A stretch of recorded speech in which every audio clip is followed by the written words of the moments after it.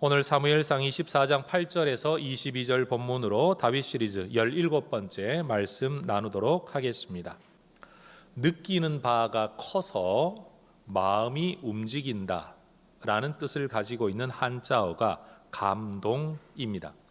영어는 내가 주체적으로 뭔가 움직인다라는 뜻으로는 move, 움직인다라는 단어이고요. 그리고 내가 수동적으로 이것을 표현할 때는 뭔가가 와서 나를 건드렸다, touch라는 단어로서 감동을 표현을 합니다. 그리고 그렇게 마음의 감동을 받아서 새롭게 뭔가를 마음을 정하는 것을 두고 결심, 작심, 결단이라는 한자어를 우리는 사용을 합니다. 마음의 감동이 결심 또는 결단으로 이어질 때도 있지만 감동이 감동으로 끝날 때도 있습니다. 그런 점에서 감동 없는 결단은 있을 수 없지만 결단 없는 감동은 있을 수 있다라는 주제를 가지고 오늘 저는 이 본문의 이야기 다윗과 사울의 이야기를 한번 살펴보려고 합니다. 다윗을 쫓던 사울이 다윗이 숨어 있던 동굴에 홀로 들어와 무방비 상태가 되었을 때 다윗의 사람들은 다윗에게 이것이 사울을 처치할 하나님이 주신 기회라고 이야기하면서 사울을 죽이라고 강권했습니다. 그러나 다윗은 하나님의 기름 부음 받은 사람을 내 손으로 해할 수 없다라는 신념을 가지고 있었습니다. 사울의 됨됨이를 보면, 사울이 하는 일을 보면, 내 어려운 처지를 보면 그를 죽이는 것이 맞고 명분 있는 일이지만 다윗에게는 하나님의 선택과 주권이 내 처지보다도 그 사람의 됨됨이보다도 훨씬 더 중요했습니다. 다윗에게는 이런 일을 고민하거나 갈등할 여지도 없을 뿐 아니라 심지어 이런 일을 두고 기도할 필요도 없다라고 여길 만큼 그에게는 확고한 신념이 있었습니다. 다윗은 사람들의 말을 따라 사울을 죽이지 않습니다. 그 대신 사울의 옷자락을 몰래 베어서 이 상황에 대한 증거물로 남겨둡니다. 여기까지가 지난주 우리가 살펴보았던 이야기의 개괄적인 스토리입니다. 그렇게 동굴을 빠져나간 사울이 일정한 거리까지 멀리 떨어지자 다윗도 그 동굴에서 나옵니다. 그리고 사울을 향해 외칩니다. 오늘 본문 8절은 그렇게 시작을 하죠. 그 후에 다윗도 일어나 굴에서 나가 사울의 뒤에서 외쳐 이르되 내 주 왕이여 하매 사울이 돌아보는지라 다윗이 땅에 엎드려 절하였다라고 말합니다.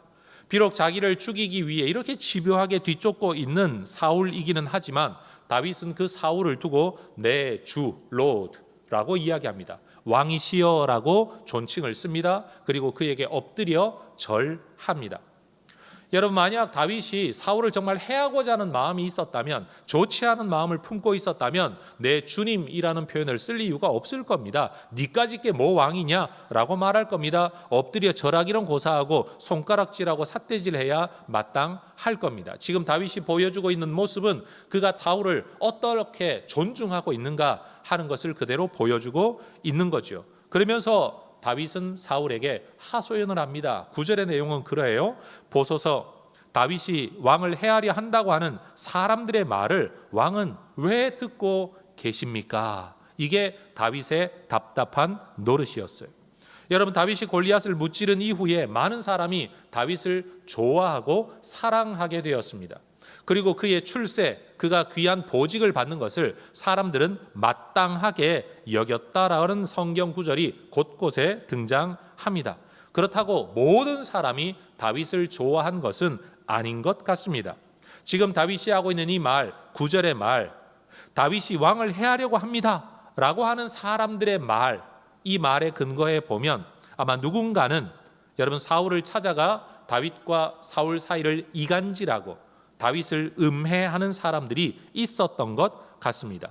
사울이 다윗을 미워하게 된 것은 여인들의 노래로부터 시작된 감정적 반응이었죠.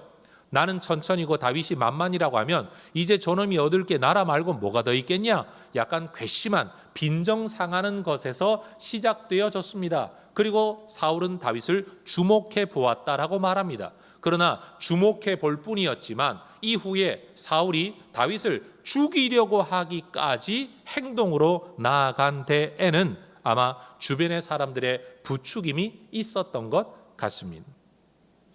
여러분, 그렇지만 사울의 태도는 그렇게 미움에서 시작되어 죽임까지 나아오고 있었지만 사울에 대한 다윗의 태도는 변함이 없었습니다.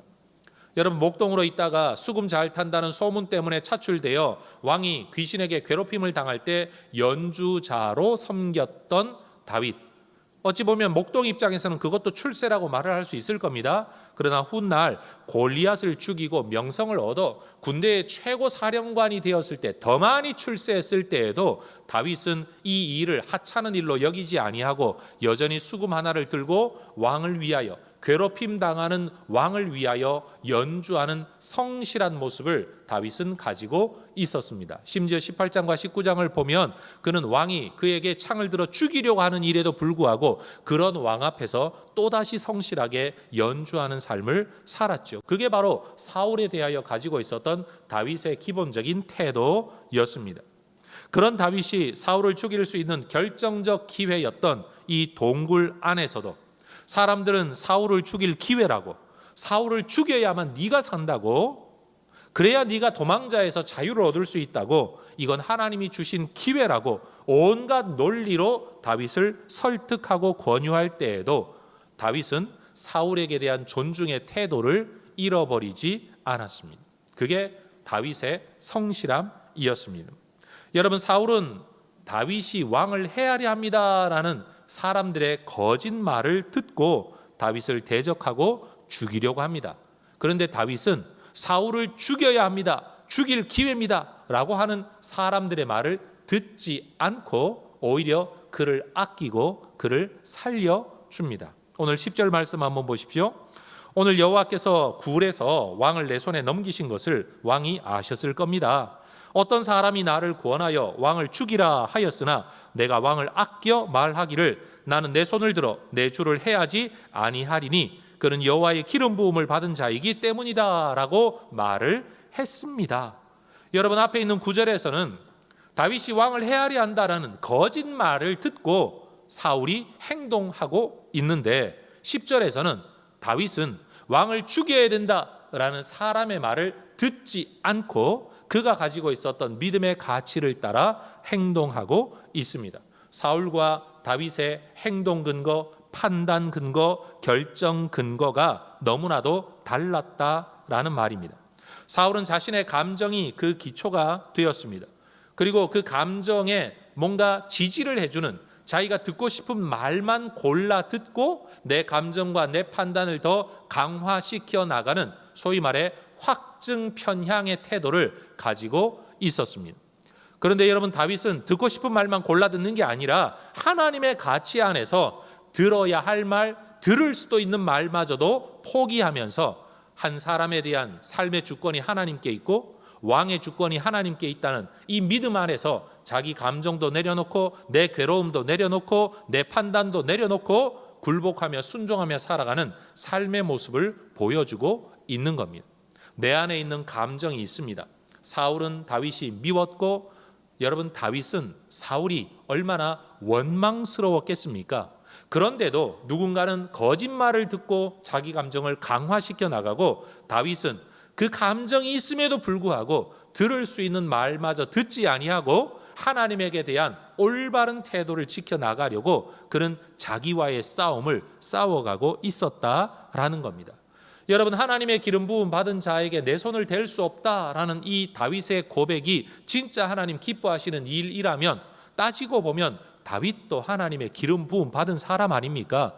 그러면 여러분, 사울도 다윗을 존중해야 마땅합니다. 하나님이 알아서 하시겠지, 하나님이 뜻한 대로 하시겠지라고 나도 다윗에게 손대기를 여러분 거절해야 됩니다. 포기해야 됩니다. 결심해야 됩니다. 그런데 달랐습니다.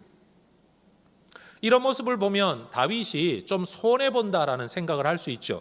둘 다 하나님의 기름 부음 받은 사람인데 누군가는 기름 부음 받았다는 이유 때문에 내 손을 대지 않겠다, 오히려 내가 고생하겠다 하는데, 누군가는 하나님의 기름 부음 받은 사람이라고 할지라도 내가 싫어하면 죽일 수 있다라고 말을 한다면, 그런 태도로 살아간다면 여러분, 다윗은 굉장히 손해보고 있는 겁니다. 그래서 대들지를 못하는 겁니다. 그래서 도망을 다니는 겁니다. 일방적인 피해를 입고 살아가고 있는 겁니다. 여러분, 우리가 이 땅에서 예수 믿고 믿음대로 살려고 하면, 성경대로 설교대로 가르침대로 살아가려고 하면 사실 손해보는 일이 많습니다. 왜요? 세상은 절대 손해보지 않겠다는 기준 안에서 행동하기 때문입니다. 그래서 남을 배려하는 우리는 배려하지 않는 사람들에게 손해를 입을 수밖에 없습니다. 남에게 해코지를 하지 아니할 뿐 아니라 오히려 적극적으로 선을 베풀어야 된다라는 말씀을 듣고 살아가는 우리가 그 말씀대로 살아가려고 하면 무슨 수를 써서라도 나는 손해보지 않겠다는 가치를 가진 세상 사람들을 이길 수가 없습니다. 그래서 여러분, 어쩔 수 없이 사울을 피해 도망다니는 다윗처럼 우리도 어찌 보면 세상에서 끝없이 루저로 살아갈 수밖에 없는 게 어쩌면 신앙인의 현실일지도 모릅니다. 그런데 우리는 이것을 알아야 됩니다. 그럼에도 불구하고 하나님은 사울이 아니라 다윗을 편들어 주셨다는 사실과, 그리고 끝내 승리한 사람은 사울이 아니라 다윗이었다는 것을 우리는 기억해야 할 겁니다. 여러분, 믿음대로 살면 손해본다. 맞습니다. 그런데 다윗도 손해봤습니다. 그러나 하나님이 그를 결국 세워주셨다. 하나님이 세우셨다. 세상에서는 손해보지만 하나님이 나를 책임지실 것이다. 여러분, 우리가 이 믿음을 다시 한번 되새기는 해성의 성도 여러분들 되시기를 주의 이름으로 축원합니다. 믿음대로 살면 복받습니다 라는 말을 하기에는 들어가야 될 설명이 너무 많아요. 세상적으로 말하면 믿음대로 살면 손해봅니다. 그러나 그 길을 믿음으로 잘 감당하면 하나님께서 끝끝내 반드시 갚아 주실 것이다. 여러분, 우리가 붙들고 살아야 될 가치는 이것인 줄로 믿습니다. 여러분, 사울은 사람들의 거짓말에 이끌려 다니면서 믿음의 가치를 저버린 사람이에요. 그런데 다윗은 사람들의 말을 오히려 듣지 않으면서 믿음의 가치를 따라 사람들을 이끌어가는 사람이었어요. 여러분, 비록 사울이 왕의 자리에 있다고는 하지만 사람들의 말이 그를 움직이고 있다라는 점에서 그는 진정한 리더가 아니었어요. 비록 다윗이 도망다니고는 있지만 그는 사람들의 말에 따라 움직이지 아니하고 자기의 믿음의 가치, 신앙의 가치를 따라 움직인다라는 점에서 다윗은 진짜 리더였다라고 말을 할 수가 있겠죠. 성도 여러분, 내 마음대로 내가 원하는 대로 결정하며 내 뜻대로 산다라고 생각은 하고 있지만 알고 보면 사람들의 말에 휘둘리고 세상 말에 휘둘리고 거짓말에 휘둘리며 불신앙에 휘둘리며 마귀에게 휘둘리며 그렇게 살아가는 사울 같은 삶이 되시지 않기를 먼저 주의 이름으로 축원합니다. 저는 이런 다윗을 보면서 이런 질문을 한번 해보고 싶습니다. 성도 여러분들께서 한번 대답해 보시면 좋겠습니다. 다윗은 도대체 이런 믿음, 이런 가치관, 이런 태도를 어디에서 배웠을까요? 언제 배웠을까요? 다윗이 따라 살아가는 모든 과정 속에 옆에 선지자가 있어서 이렇게 해야 됩니다, 저렇게 해야 됩니다, 말할 때마다 왕이시여 그 말이 아닙니다, 지금 이렇게 말을 해야 됩니다 라고 말하는 사람, 이끌어주는 사람 없었습니다.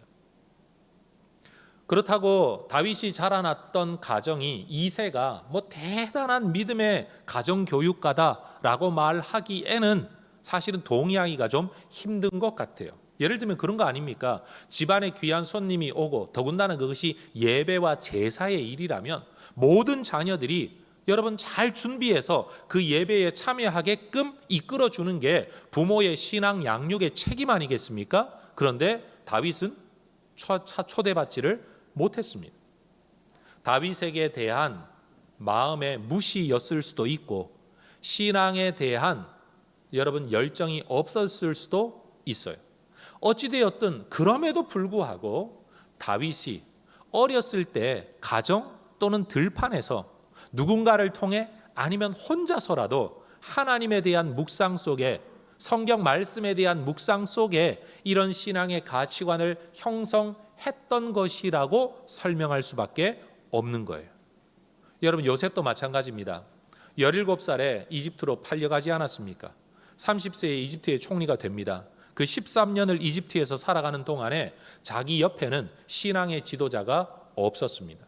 선지자 없었습니다. 제사장 없었습니다. 회당, 성전, 오늘날로 말하면 교회, 소그룹 모임, 예배 전혀 없었습니다. 그런데도 그는 믿음의 가치를 따라 살아가는 하나님의 사람이었습니다.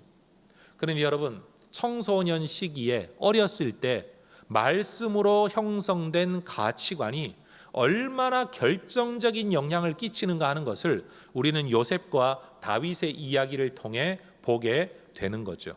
여러분, 우리 혜성의 모든 가족들이 우리 혜성교회를 통하여, 우리의 주일학교와 주중학교를 통하여 이런 믿음의 사람들이 자라날 수 있도록, 고생하더라도 믿음의 가치를 지키며 살아가는 이런 사람들이 자라날 수 있도록 여러분 기도하고 후원하고 협력하고 봉사하고 사역하는 혜성의 성도님들 되시기를 바랍니다. 더불어 우리의 자녀들이 여러분 정말로 이런 다윗과 요셉처럼 믿음의 가치를 가지고 자라나서 저런 힘겨운 세상에 나갔을 때 야, 믿음 가지고 살면 손해본다가 아니라, 그래서 눈치껏 살아라가 아니라 요셉과 다윗처럼 살아낼 수 있는 하나님의 사람들이 될 수 있도록 여러분 기도를 심고 말씀을 심고 여러분 신앙의 양육을 잘 심어가는 부모님들 되시기를 또한 주의 이름으로 축원합니다. 여러분, 다윗은 정말로 대단한 믿음의 사람이었던 것 같아요. 어렸을 때 가정에서 도대체 무슨 교육을 받았길래, 무슨 은혜를 입었길래 이런 분명한 가치관을 가지고 그의 여러분 꽃다운 20대를 도망자로 살면서도 이 가치를 끝끝내 지켜갈 수가 있었을까라는 거죠. 여러분, 다윗은 이렇게 사울 앞에 당신은 왜 거짓말을 듣고 나를 이렇게 죽이려고 하십니까? 나는 하나님의 말씀 붙들고 살아갑니다 라고 이야기를 하면서 여러분 자기의 태도가 이러하다라는 것을 보여줄 증거물로 사울 왕의 겉옷자락을 들어 보여주는 거죠. 내 아버지여 보십시오, 이 옷자락을 보십시오 라고 말을 하면서 말이에요. 다윗의 손에 들려있는 이 왕의 옷자락이야말로 다윗의 진실함, 다윗의 태도가 무엇인가, 다윗의 결심이 무엇인가를 보여주는 증거였습니다. 만약 다윗이 마음만 먹었다면 지금 그의 손에는 사울의 옷자락이 아니라 사울의 머리통이 들려 있었을 수도 있었습니다. 다윗은 사울을 일컬어 내 아버지여 라고 부르면서 보십시오 보십시오 라고 탄식하며 지금 자기의 무죄함을 항변하고 있는 거죠. 한 사람의 삶을 구석구석 털어보면 먼지 나지 않는 사람이 없겠지만 최소한 다윗은 사울 왕의 주권 문제에 대해서만큼은 나는 왕에게 범죄한 일이 없습니다 라고 자신 있게 말할 만큼 여러분 그는 자기의 무죄함을 결백을 주장하고 있습니다. 그리고는 하나님의 이름을 걸고 자신의 무죄함을, 자신의 앞날의 삶에 대한 결심을 이렇게 이야기하는 거죠. 12절 같이 한번 읽어보도록 하겠습니다. 12절입니다. 여호와께서는 나와 왕 사이를 판단하사 여호와께서 나를 위하여 왕에게 보복하시려니와 내 손으로는 왕을 해하지 않겠습니다. 지금 이 말은 다윗이 이제 와서야 하고 있는 결심이 아니라 이전부터 가지고 있었던 결심이고 신념, 지켜왔었던 것. 그러면서 말하기를 내가 이제 당신을 한번 살려주었으니 다음에 만나면 당신 죽습니다, 나 할 만큼 했습니다가 아니라 이렇게까지 했지만 앞으로도 나는 당신에게 손을 대지 않을 겁니다. 나는 하나님의 주권을 붙들고 살아갈 겁니다 라고 서약을 하고 있는 거죠. 악이 악한 사람에게서 나오는 것이다 라는 당시의 속담을 13절에서 인용하면서 내가 당신에게 악을 행하지 않는다는 것은 내가 악인으로 살지 않겠다는 결심이라고 그런 속담을 이용해 또 이야기하면서 13절에서도 마지막에 그가 하고 있는 말이 뭐냐? 내 손이 왕을 해하지 아니할 겁니다. 여러분, 다시 말하면 오늘 본문 안에서 다윗은 몇 번이나 반복해서 내 손으로 당신을 해하지 않을 겁니다, 내 손으로 당신을 해하지 않을 겁니다, 지켜왔던 결심과 앞으로의 결심을 이야기하고 있는 거죠. 여러분, 다윗은 악을 행하지 않는 자로서만이 아니라 악인으로 살아가지 않겠노라고 시편 1편이 말하는 것처럼 복 있는 사람으로 나는 살아갈 거라고 결심하고 있습니다. 그러면서 다윗은 사울에게 말하기를 당신이 하나님의 기름 부음 받은 사람으로서 나 하나 죽이려고 뒤쫓아 다니는 일이 이게 얼마나 무가치한 일입니까? 라는 것을 14절에서 이렇게 말을 하죠. 이스라엘 왕이 누구를 따라 나왔으며 누구의 뒤를 쫓고 있는 겁니까? 죽은 개나 벼룩을 쫓음 아닙니까? 혹자는 말하기를 자신을 두고 죽은 개 그리고 벼룩에 비유한다라고 해서 이것을 겸손의 표현이라고 말을 하지만 제가 보기엔 이게 겸손의 표현이 아니고요. 죽은 개, 그로 말미암아 생겨나는 벼룩이나 뒤쫓고 다니는 일이 하나님의 기름 부음 받은 사람으로서 이게 가치 있는 일이냐, 합당한 일이냐라는 설득인 거죠. 정말 하나님이 당신에게 이 일을 위하여 기름 부어 주셨냐라는 말이에요. 그러면서 오히려 다윗은 나는 이런 무가치한 일을 위해 살지 않겠다. 다시 말해 무가치한 일이 뭐냐? 죄 없는 사람을 죽이거나 하나님의 기름 부음 받은 사람에게 손을 대는 그따위 일, 그 정도의 일에 내 인생을 걸지 않겠다라고 작정하면서 15절 그런즉 여호와께서 재판장이 되어 나와 왕 사이에 심판하사 나의 사정을 살펴 억울함을 풀어주시고 나를 왕의 손에서 건지시기를 원합니다. 이 말 속에 어떤 의미가 담겨 있죠? 하나님의 심판의 때가 언제인지 알지는 못하지만 나는 그때까지 당신을 하나님 손에 맡겨드리고 나는 도망자로 살겠습니다. 하나님의 구원의 때, 하나님의 응답의 때가 언제인지 알지는 못하지만 나는 그때까지 이 믿음의 길을 가겠습니다. 하나님이 나의 억울함을 풀어주실 때까지 나는 이 고생의 길을 가겠노라고. 절대로 악인의 길은 가지 않겠노라고, 악을 행하는 길은 가지 않겠노라고 그런 결단하고 있는 겁니다. 그러면서 그 소원이 뭐죠? 다만 하나님이 나를 건져주시기를, 허무하게 살다가 쫓기다가 내 인생 마치지 않기를 하나님 앞에 기도할 뿐이라고 말하고 있는 겁니다. 여러분, 다윗은 내 인생이 힘겹더라도, 언제 끝날지 모르는 고생길이라고 할지라도 내 고생 끝내기 위해 악한 길은 가지는 않겠다. 고생길을 가더라도 믿음의 길을 가겠다. 내가 지켜왔던 믿음의 신념의 길을 가겠다. 지금 그 고백을 하고 있는 겁니다. 이 힘겨운 삶 속에서도 그런 자기가 지켜야 할 삶의 가치, 믿음의 태도를 붙들겠노라고 지금 고백하고 있는 겁니다. 여러분, 사울은 동굴 안에 있었던 이 이야기 상황을 전해 듣고 다윗에게 감동하여 소리를 높여 웁니다. 내 아들 다윗아, 이것이 네 목소리냐? 라고 하며 소리를 높여 울었다. 한마디로 감동받았다는 뜻 아닙니까?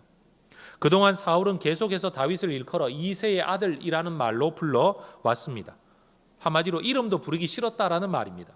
그런데 지금 내 아버지여라고 부르고 있는 다윗, 말로만이 아니라 죽일 수 있는 그를 살려주면서 내 아버지, 내 주, 내 왕이라고 부르고 있는 다윗에게 비로소 사울은 내 아들 다윗아, 아들이라는 존재와 다윗이라는 이름으로 그에게 반응합니다. 사실 그들은 여러분 장인과 사위의 관계였기 때문에 원래부터 이렇게 불렀어야 마땅합니다. 그런데 사울의 마음이 꼬여 있어서 이런 관계가 깨어져 있었던 거죠. 그런데 무엇이 최소한 이 관계를 회복한 겁니까? 이름을 부르고 아들로 받아들여주는 이 관계를 회복시킨 근거가 무엇입니까? 죽일 수 있는데 죽이지 않았던 다윗의 결단, 다윗의 신념, 바로 그것 때문이었던 거죠. 사울이 생각하기에도 다윗은 자기를 죽였어야 마땅합니다. 자기라면 그런 상황에서 반드시 죽였을 거라는 거죠. 그래서 19절에서 말을 하죠. 사람이 그의 원수를 만나면 그를 평안히 가게 하겠느냐? 절대 그렇지 않다는 거죠. 원수를 만나면 평안히 가게 하지 못하죠. 죽여야 마땅하죠. 그래서 사울로서도 이런 일을 행한 이 다윗, 하나님의 복을 받아 마땅하다라고 하나님이 너에게 선으로 갚아 주시기를 원한다라고 축복할 수밖에 없는 대단한 일이었습니다. 그리고 사울이 보기에도 하나님께서 나를 다윗의 손에 넘기신 것으로 보여지는데도 나를 죽이지 않았다? 이 일이 얼마나 대단한가를 18절에서 그는 그렇게 고백합니다. 네가 나를 선대한 것을 오늘 나타내었나니 여호와께서 나를 너의 손에 넘기셨으나 네가 나를 죽이지 아니하였도다. 이전에 사울은요, 다윗이 하길라 성에 들어가 있다라는 말만 듣고도 하나님이 그놈을 내 손에 넘기셨구나, 죽일 기회다, 죽일 수 있는 기회면 내 손에 넘겼다라고 해석하는 사람이에요. 그런 그가 보기에는 동굴에서 혼자 있을 때 뒤에서 와서 그냥 칼 한 번만 뒤두르면 죽일 수 있는데 나를 죽이지 않았다, 나를 네 손에 넘겨 주었는데도 네가 나를 살려주었다는 것을 인정하고 있습니다. 그러고는 다윗을 잡아 죽이기 위해 자기 손으로 선발한 군사들 앞에서 이렇게 고백하죠. 17절 다윗에게 이르되 나는 너를 학대하되 너는 나를 선대하니 너는 나보다 의롭도다. 네가 정말 의롭다. 네가 나보다 낫다. 이거 고백하는 겁니다. 그러고는 그동안 속으로 숨겨두었던 깊은 마음을 이렇게 이야기합니다. 20절 보라 나는 네가 반드시 왕이 될 것을 알고 이스라엘 나라가 너의 손에 견고히 설 것도 알고 있다. 사울은 다윗을 왕 삼으시려는 하나님의 뜻을 몰랐던 게 아닙니다. 알고 있었습니다. 이미 사무엘이 그 말을 했고 돌아가는 상황을 보고서도 사울도 이미 내 뒤에 이 나라의 왕이 될 사람은 다윗이다라는 걸 그도 알고 있었습니다. 그런데도 그를 죽이려고 했던 거죠. 이게 사울의 불신앙이었던 겁니다. 몰라서 그런 게 아니었습니다. 이전에 요나단이 십 광야, 지브 광야 수풀에 숨어있던 다윗을 찾아와 말하기를 23장 17절에서 너는 이스라엘 왕이 되고 나는 너의 다음이 될 것을 내 아버지 사울도 안다 라고 했던 그 말이 거짓말이 아니었다는 거예요. 요나단 혼자 그렇게 생각했던 게 아니라는 거예요. 사울도 이미 알고 있었다라는 것이죠. 그런데 여러분 이 상황에서 사울이 다윗에게 무엇을 요청하는지 21절을 한번 보십시오. 네가 내 옷자락을 베어내었듯이 내 목숨을 베어내지 않으면 좋겠다. 내 자손을 베어내지 않으면 좋겠다. 내 이름을 베어내지 않으면 좋겠다. 세상 말로 cut off.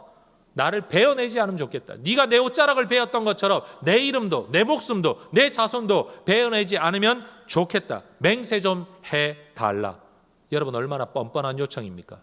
살려주었으면 고맙다라고 말을 해야 되는데 앞으로도 나 죽이지 않겠다고 맹세 좀 해달라고 요청합니다. 그런데 다윗은 이미 약속했지 않습니까? 나 당신 죽이지 않겠다. 그래서 22절을 보면 다윗이 사울에게 맹세합니다. 사울이 듣고 싶었던 그 맹세를 여전히 들려주는 겁니다. 그러면 여러분 이 정도로 다윗이 이야기를 했으면 그 다음 사울이 어떻게 반응을 해야 마땅합니까? 나는 당신이 하나님의 기름 부음 받은 사람이라는 이유 때문에 당신을 아꼈습니다. 당신은 사람들의 말을 듣고 나를 죽이려고 하지만 나는 당신을 죽이라는 사람들의 말 듣고서도 당신을 죽이지 않았습니다. 아꼈습니다. 당신은 나를 죽일 수 있는 기회를 만들기 위해 이렇게 노력하고 있는데 나는 당신을 죽일 기회가 왔는데도 당신을 살렸습니다. 나는 절대로 당신을 죽이지 않을 겁니다. 당신의 이름도 잘라내지 않을 겁니다. 당신의 후손도 없애지 않을 겁니다. 당신의 이름도 지우지 않을 겁니다. 이 정도 말을 하면 그 다음 사울이 뭐라고 말을 해야 됩니까? 미안하다. 나도 너를 죽이지 않겠다. 내가 잘못했다. 여러분 이런 이야기가 나와야 이 이야기가 당연한 스토리가 된다라는 거예요. 그런데 사울은요. 나 죽이지 않겠다고 맹세하라. 그리고 다윗이 맹세하니까 홀라당 사울은 집으로 돌아가고 그게 다예요. 받아야 할 것 다 받고 듣고 싶은 이야기 다 듣고는 그냥 자기 집으로 돌아가요. 사울이 아무리 다윗의 의로움을 인정했다고 할지라도 너는 나보다 의롭다라고 말을 했다고 할지라도 다윗은 사울과 함께 아내가 기다리는 집으로 돌아갈 수가 없었습니다. 그리고 돌아가지 않았습니다. 그리고 다윗은요 여전히 도망자의 길을 갑니다. 요새로 돌아갔다. 여러분 이 이야기가 우리가 흔히 말하는 일반적인 스토리라고 한다면요 죽일 수 있는 사람 죽이지 않고 내 무죄함을 강변하고 나는 절대로 앞으로도 당신 해하지 않을 겁니다. 야, 너 나 죽일 수 있는데 살려주었구나. 고맙다. 그럼 나도 너 죽이지 않을 거야. 여러분 두 사람이 한번 부둥켜 안고 그렇게 소리 높여 목소리 높여 울 정도로 감동을 받았으면 여러분 미안하다. 그리고 화해하고 같이 집으로 돌아가야 정상적인 스토리예요. 그런데 이 이야기의 끝은 우리가 기대하는 모습과 완전히 달라요. 죽었다가 살아난 사울의 눈물과 사죄의 말과 인정의 말이 사울의 변화를 의미하지는 않았습니다. 사울은 여전히 자기가 듣고 싶은 말만 들으려고 하는 사람의 모습을 이 상황에서도 그대로 보여줍니다. 그리고 자기가 해야 할 말, 해야 할 결심, 해야 할 행동은 하지 않습니다. 설교를 준비하면서 보니까 미국권에 있는 학자들은 이런 용어를 이 상황에서 자주 쓰는 것 같아요. 사울이 다윗의 마음을 이해하고 확신하게 된 것, convinced, 확신하게 된 것은 사실이지만 그가 자기의 생각과 삶을 돌이킨 것, converted, 돌이킨 것은 아니었다. 다시 말해 생각으로 말로는 인정을 했지만 삶이 완전히 돌아선 것은 아니었다라는 겁니다. 저는 오늘 이 사울의 모습을 통해서 오늘날 교회 안에 존재하고 있는 진정 회개하지 아니한 그리스도인들의 모습을 좀 언급하고 싶습니다. 오늘날 교회 안에는 예수 믿으면 구원받는다 라고 하니까 동의하고 맞습니다, 내가 믿겠습니다 라고까지 동의한 사람은 많습니다. 그런데 내 삶의 길을 돌이켜서 다윗처럼 하나님의 말씀을 따라 가치를 따라 살아가겠노라고 결심하고 결단하고 살아가는 사람들은 상대적으로 많지를 않습니다. 하나님 앞에 나와 회개한다라고 말을 하면서 주님 잘못했습니다, 용서해 주세요까지 하는 회개는 참 많은 것 같습니다. 그런데 여러분, 그건 사울 수준의 회개 아닙니까? 나 죽이지 않도록 약속해달라, 용서해달라는 말의 뒷면에는 내 죄에 대한 대가를 치르지 않도록 하나님 나 좀 살려주세요, 그 말 아닙니까? 사울의 모습하고 똑같은 거예요. 그러면 용서해 주세요라는 말 뒤에 무슨 말이 나와야 됩니까? 하나님, 내가 잘못한 사람들에게 대가를 내가 지불하겠습니다. 돈을 훔쳤으면 갚을 것이고, 떼먹었어도 갚을 것이고, 해를 끼쳤으면 찾아가 용서를 구할 것이고, 다시는 내가 이런 일을 하지 않겠노라고 결심하고 결단하고 그 삶으로 나아가야, 거기까지 가야 진짜 회개인데, convinced까지는 했지만, convincing까지는 했지만 converting을 하지 않는 사람들이 너무 많다는 거죠. 여러분, 하나님 주권에 대한 다윗의 믿음은 다윗을 결단하게 했습니다. 그리고 그 다윗의 결단은 행동으로 나타나 사울을 살렸습니다. 그리고 그 다윗의 행동은, 결단에 의한 행동은 사울을 감동하게 했습니다. 그런데 그 감동을 받은 사울은 그 은혜를 입고서도 죽일 수 있었는데 죽이지 않았다는 사실을 인정하면서도 나는 다윗을 죽이지 않겠다고 결단하지 않습니다. 그리고 앞으로도 이야기를 살펴보게 되겠지만 사울은 여전히 다윗을 죽이려고 뒤쫓아 다닙니다. 그러면 이 감동은 무엇일까요? 오늘 본문에서 나타난 소리 높여 울었더라, 네가 나보다 의롭다 라는 이 고백과 인정과 눈물은 도대체 무슨 의미가 있을까요? 사울은 감동은 받았지만 눈물 그리고 인정까지 그치고 옛 삶, 옛 생각, 옛 가치관, 옛 결심에서부터 돌이키지를 않았습니다. 성경을 보면 다윗이 무슨 하나님의 은혜를 받았다든지 하나님의 깨우침을 받아 눈물을 흘려 소리 높여 울고 감동했다라는 성경 구절은 최소한 사무엘서 안에는 없습니다. 그런데도 다윗은 결심하고 결단했죠.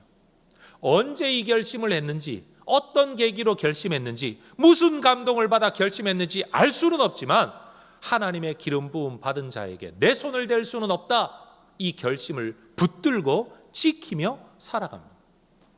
어찌 보면 그 감동의 포인트가 어디에 있는지는 모르지만 그는 믿음의 결심 안에 살았던 사람이고, 사울은요 분명한 결심의 포인트가 있는데도 그는 결심하지 않은 사람으로 살아가고 있었다라는 것이죠. 믿음을 일컬어 인지론적으로 이야기할 때는요, 하나님 없다라고 말하던 사람이 하나님 있다라고 인정하게 되는 것, 그 하나님을 믿지 못하겠다, 믿지 않겠다고 하는 사람이 믿겠다라고 고백하는 거, 이게 믿음이고 이게 회심이 맞습니다.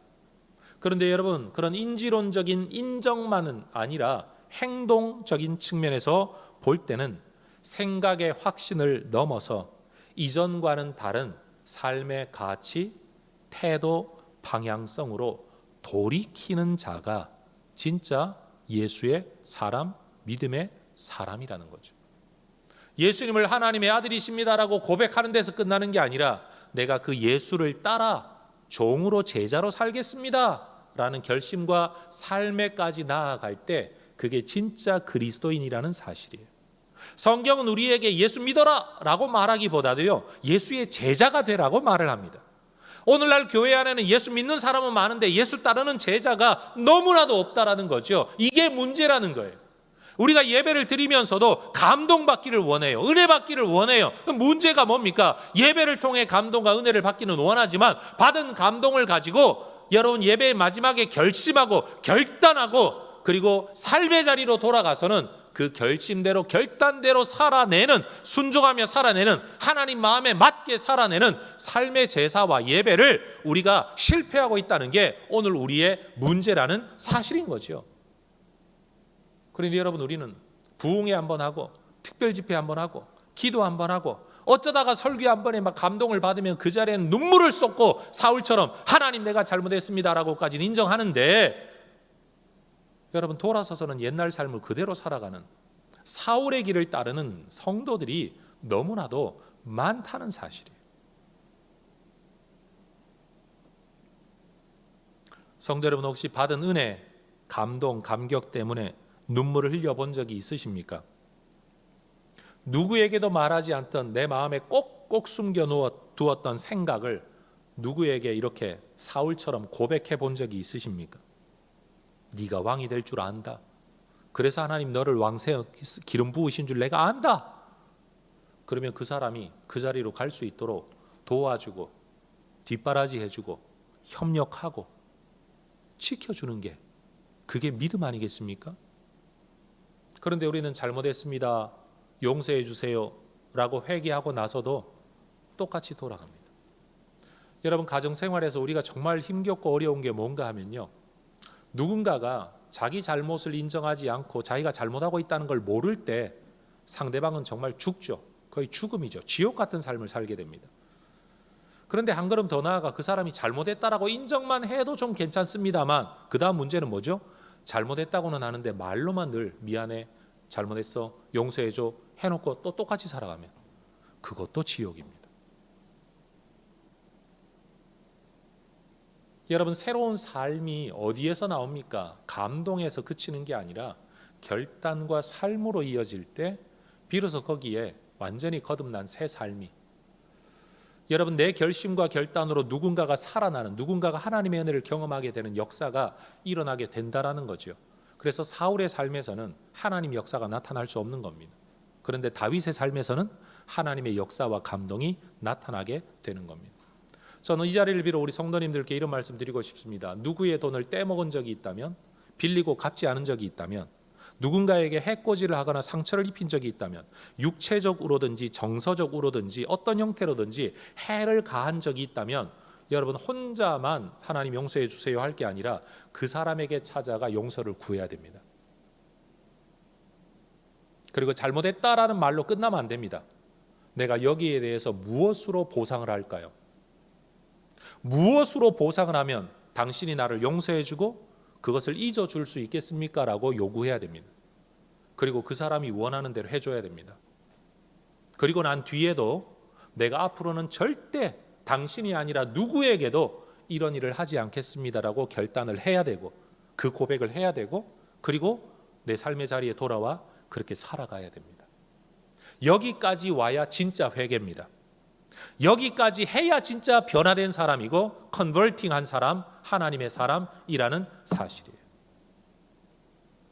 전 오늘날 우리 기독교인들이 여러분 정말 깨닫지 못할 때는 어쩔 수 없겠지만 하나님이 감동을 주셔서 깨닫게 하셨다면 오늘 제가 드리는 이 몇 가지의 지침대로 여러분이 순종하게 되시기를 저는 여러분에게 부탁드리고 싶습니다. 그게 진짜 회개입니다. 사울의 자리에서 살지 말고 다윗의 자리에서 살아가야 합니다. 우리의 신앙은 하나님과 그리스도 또는 예배와 기독교 가치에 대하여 그냥 인정하는 수준에 머물지 말고, 그걸 인정한다면 그 다음 나는 어떻게 살아야 되나, 뭘 고쳐야 되나, 뭐가 변화되어야 되나, 어디로 가야 되나에 대한 여러분 진정한 돌이킴의 자리에까지 나아갈 수 있으면 좋겠습니다. 특별히 부부간에도 남성과 여성을 두고 볼 때 여러분 남자들은 그냥 상황을 모면하기 위해 그래 내가 미안해, 내가 잘못했어 라고 말할 때가 많아요. 그럼 여성들은 말을 해요. 뭘 잘못했는데? 그러면 남자들은 그걸 따지고 든다고 생각해요. 그런데 그건 따지는 게 아니에요. 뭘 잘못했기 때문에 뭘 고칠 것이고 어떻게 살 것인가, 그게 당신한테 필요하다는 이야기를 하는 거예요. 여러분, 저도 남자입니다. 우리 남성 여러분, 상황을 모면하기 위해서, 그냥 남 달래기 위해서 없는 말로 미안해 내가 잘못했다 그랬잖아. 여러분, 잘못했다고 하는 사람 왜 큰 소리를 치는 거죠? 그 말로 상황을 모면하고 내가 할 거 다 했다 생각하는 건 성경적이지 않습니다. convincing, 인정하고, converting, 돌이켜서 여러분 내가 서서 살아가야 될 자리가 뭔가. 오늘 본문 속에서 다윗은 우리에게 어떤 삶을 살아야 되는가에 대한 전형적인 모델을 보여주죠. 나는 이 믿음 붙들고 지금까지 살아왔습니다. 그 삶을 사느라 나는 도망자 인생 꽃다운 20대를 지금 이렇게 살아가고 있습니다.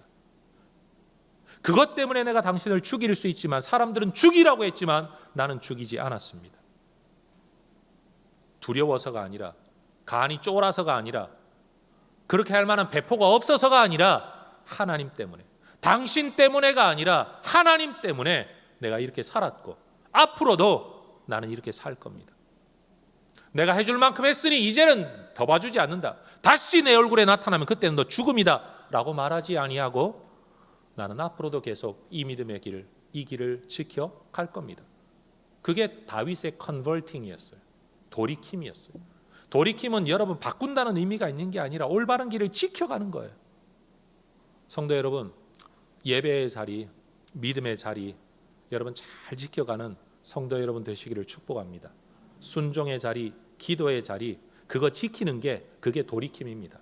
그런데 혹여 그거 잃어버렸다면, 감동 한번 받아가지고 내가 잘못했어, 내가 이렇게 살아야 되는데 했다가 또다시 옛날로 돌아가 있다면 여러분 그 자리에서 빨리 돌이켜 있어야 할 자리로 돌아와 해야 할 모습대로 살아가는 우리 모두가 될 수 있으면 좋겠습니다. 특별히 우리의 가족관계 안에서, 인간관계 안에서, 금전관계 안에서 특별히 여러분 진정한 돌이킴을 성도 여러분이 하실 수 있으면 좋겠습니다. 여러분 돌아가시고 난 뒤에 금전관계에 꼬여있는 유산을, 그 복잡한 삶을 자녀들에게 물려주지 마십시오. 그리고 지금도 여러분 사람 피하고 전화 피하면서 남 속이면서 살아가는 그런 그리스도인이 되면 절대 안 됩니다. 내가 굶더라도 갚을 거 갚으시고, 여러분 지불해야 될 거 지불 다 하시고, 여러분 그렇게 살아가야 됩니다. 전 우리 혜성교회 성도들이요, 뭐 대단한 하늘을 날아다니는 사람의 그리스도인의 모습이 아니라 그저 오늘 이 설교 한번 들으면 맞아, 내가 잘못했구나, 그럼 돌이키고, 여러분 갚아야 될 거 갚고, 여러분 수고가 필요하면 수고하고, 도망다니는 삶이 믿음의 길이라면 그럼 내가 도망다니는 삶을 살겠다라고 결심할 수 있는 그런 하나님의 백성들과 교회 공동체가 될 수 있기를 소망합니다. 기도하겠습니다.